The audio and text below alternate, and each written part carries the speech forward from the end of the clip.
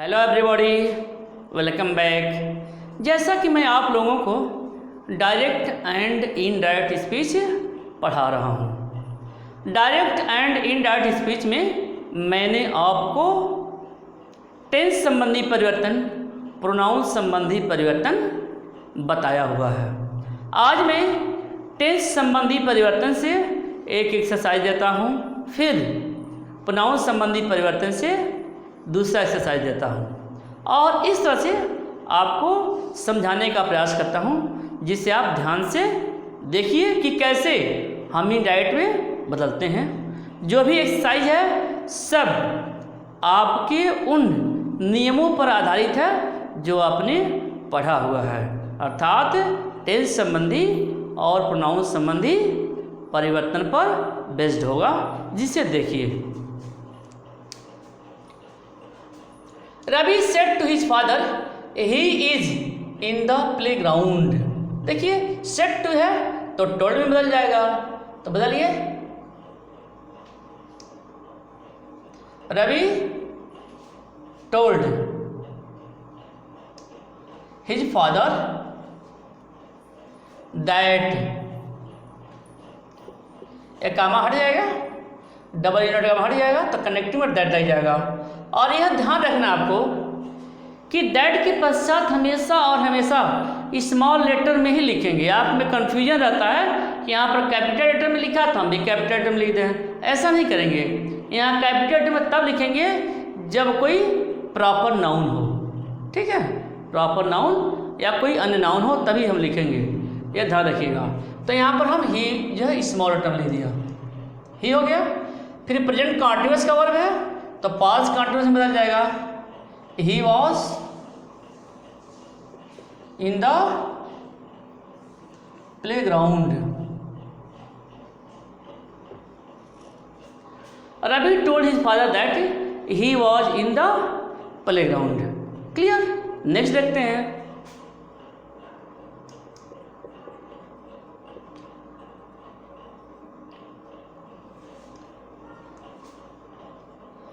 His cook said that the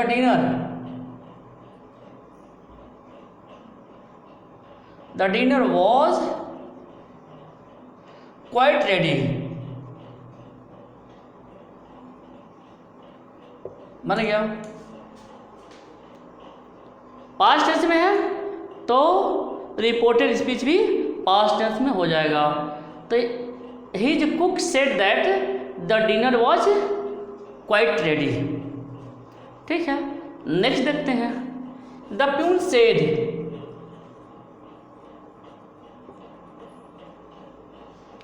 the peon will है, से दिया है तो टेल हो जाएगा।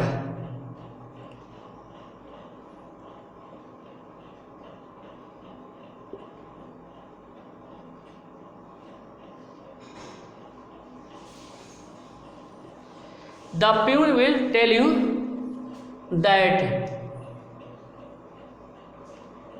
the proctor has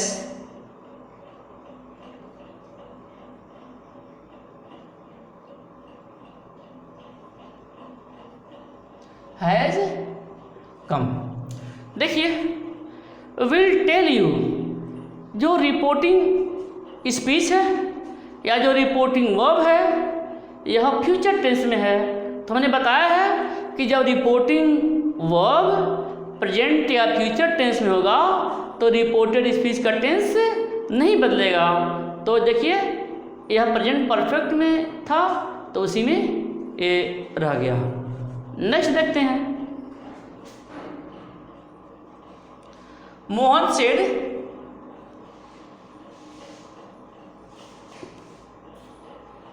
that Rakesh tells a lie.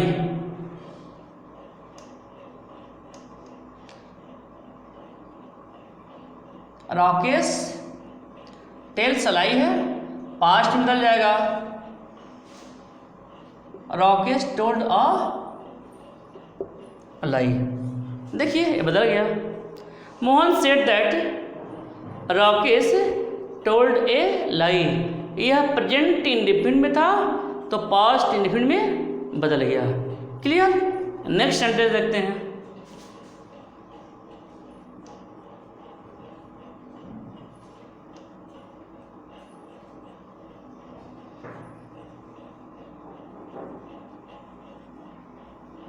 He told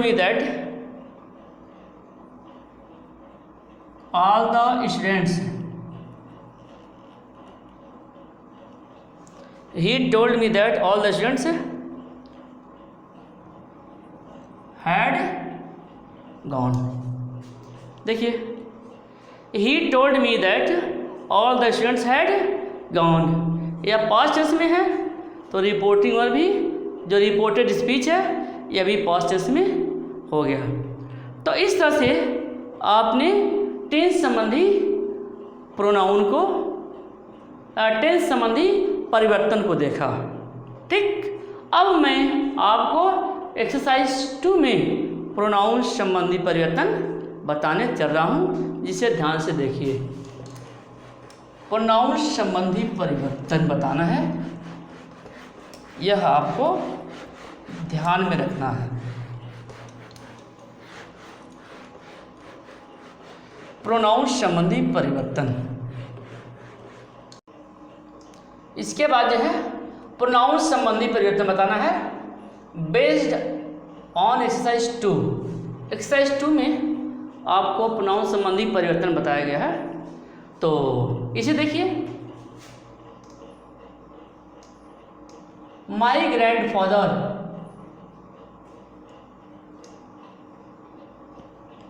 said to her, told हो जाएगा, told her that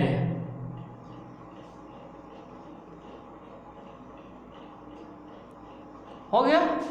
my grandfather told that, यह फर्स्ट पर्सन नाउन है, यह ग्रैंडफादर के साथ बदलेगा।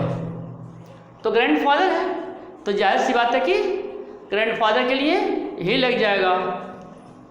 दैट ही टेंस संबंधी वुड टेल, यह सेकंड पर्सन प्रोनाउन आ गया, यूज सेकंड पर्सन प्रोनाउन आ गया। और सेकंड पर्सन प्रोनाउन को रिपोर्टिंग वर्ब के ऑब्जेक्ट के साथ बदलते हैं। सेकंड पर्सन के प्रोनाउन को रिपोर्टिंग वर्ब के ऑब्जेक्ट के अनुसार बदलते हैं। तो ऑब्जेक्ट यही है तो इसके से बदलेगा तो हर हो जाएगा, हर अ स्टोरी। यह आपके समझ में आ गया होगा। My grandfather told her that he would tell her a story. समझ में आ गया होगा। चलिए नेक्स्ट देखते हैं। Ram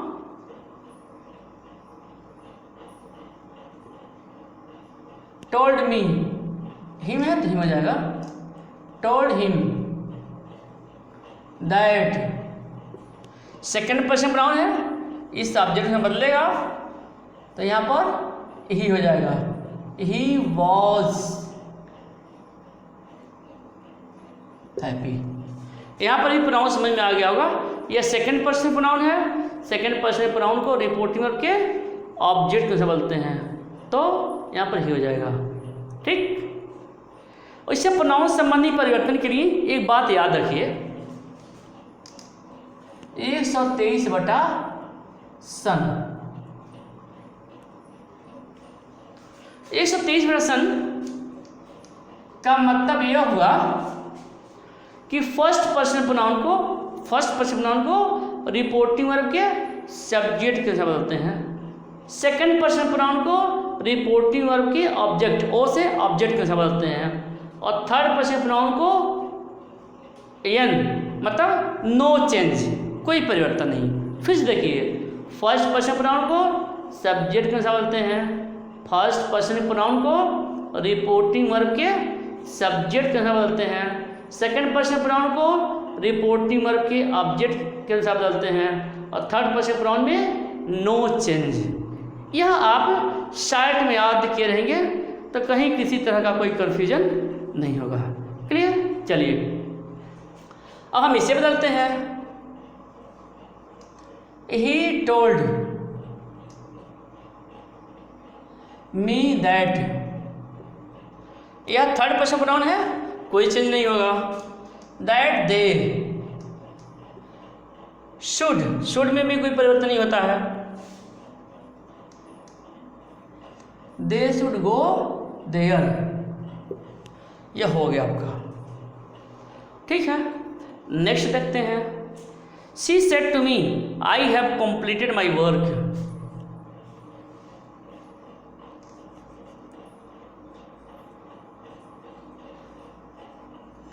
she told me that, first person pronoun है, बदल जाएगा इसके अनुसार, तो सी हो जाएगा। See present perfect, past perfect हो जाएगा। सी हैड कंप्लीटेड, फिर ये फर्स्ट पर्सन प्रोनाउन आ गया, तो इसी के अनुसार बदलेगा। यह पॉसेसिव केस में है तो सी का पॉसेसिव केस हर हो जाएगा। हर वर्क, क्या बन गया आपका। ठीक है, ये लास्ट देख लेते हैं। द टीम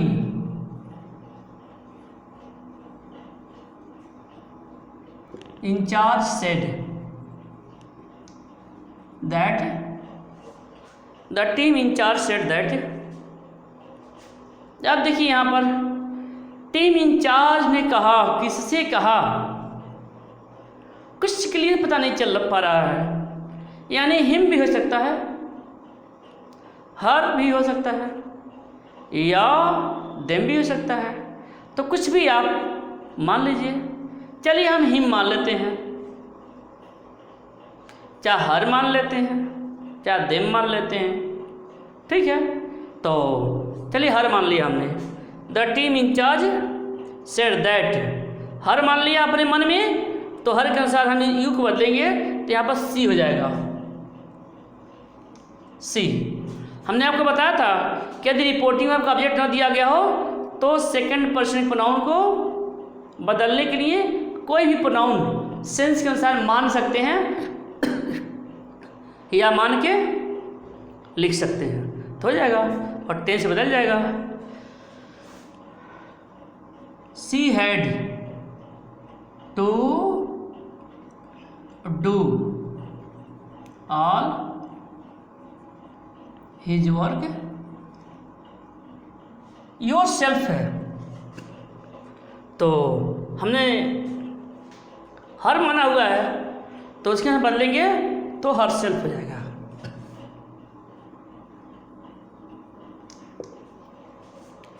तो इस तरह से आपने टेंस संबंधी, प्रोनाउन संबंधी एक्सरसाइज बहुत अच्छी तरह से देख लिया। अब अगला एक्सरसाइज इसी तरह का करने का प्रैक्टिस करेंगे। ओके।